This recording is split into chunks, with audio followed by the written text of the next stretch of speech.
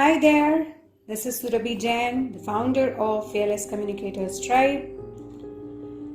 So I believe that improving your listening skills is the first step to enhance your English speaking skills. So today I am here with another extract from a story of William Tell and the Apple. Switzerland is a beautiful country with high mountains and lovely lakes. It is almost in the middle of Europe. It is next to Italy, to France, to Germany, and to Austria. But no place in Switzerland is next to the sea. The people who live in Switzerland are called Swiss. The Swiss are good farmers and good engineers. You may have heard of Swiss chocolate and Swiss watches. Today's story is about a man who lived near Altdorf, a small town in the middle of Switzerland. His name was William Tell. He was a farmer and had two sons, Walter and William. His farm was on the mountainside near Altdorf. At this time, about 600 years ago, the Swiss people were not free. The Austrians had invaded Switzerland and they made cruel laws to keep down the Swiss.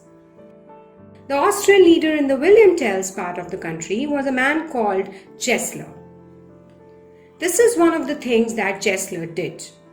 He put up a wooden post in the marketplace of Altdorf. On the post, he hung a cap with a badge on it. The badge was Austrian. It was the badge of the King of Austria. Gessler gave orders that anybody who passed the post in Altdorf marketplace must bow in front of the badge. This was to show that the Austrians were the masters of Switzerland. One day, William Tell came into Altdorf from his farm. His younger son, William, was with him.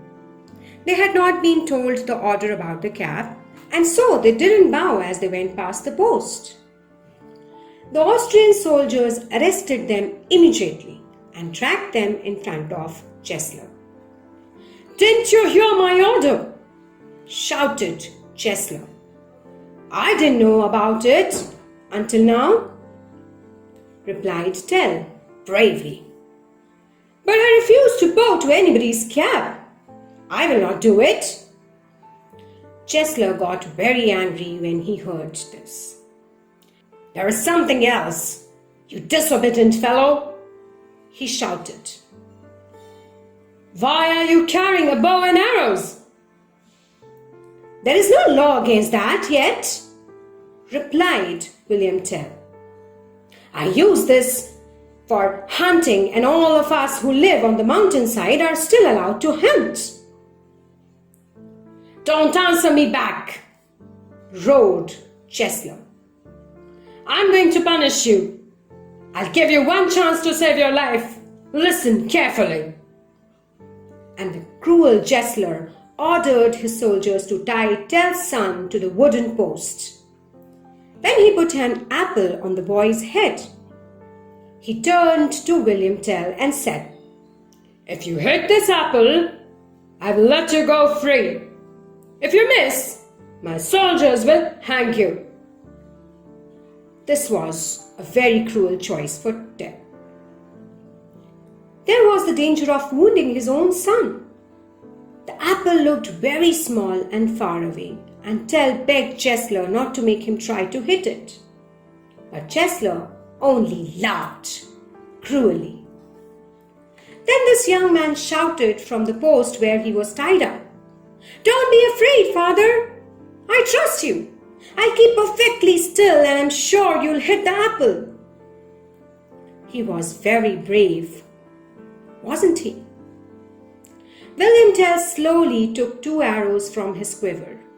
He stuck one in the ground at his feet and put the other into his bow. He took aim carefully, drawing the bowstring right back and let go the arrow. It whizzed through the air and split the apple in 2. His Swiss friends who were standing nearby began to cheer. Chesler was angry that his cruel plan had not succeeded. "What is that other arrow for?" he asked. "Why did you take 2 out of your quiver?" Tell answered slowly and boldly. "The second arrow was to kill you if I missed the apple." At once, Chesler's soldiers rushed up and made Tell prisoner. They tied him up and threw him into a boat. Chesler ordered him to be rowed across the lake and locked up in a strong prison on the other side. As the soldiers were rowing him across to the prison, a very lucky thing happened. A great storm blew up. The Austrians didn't know the lake very well, and they were afraid of being blown against the rocks. So they untied William Tell and ordered him to steer the boat, because he knew every inch of the lake well. Tell steered the boat safely past the dangerous rocks. But when they were very near the edge of the lake, he suddenly jumped out of the boat and swam ashore before the soldiers could stop him. He escaped into the mountains and was a free man again. He knew that his life was always in danger from Chesler and his men. One day, as Chesler was searching for him in the forest, William Tell shot him dead. When the Swiss people heard that their cruel master was killed, they were very glad. They fought back bravely against the Austrians and at last made their country free again.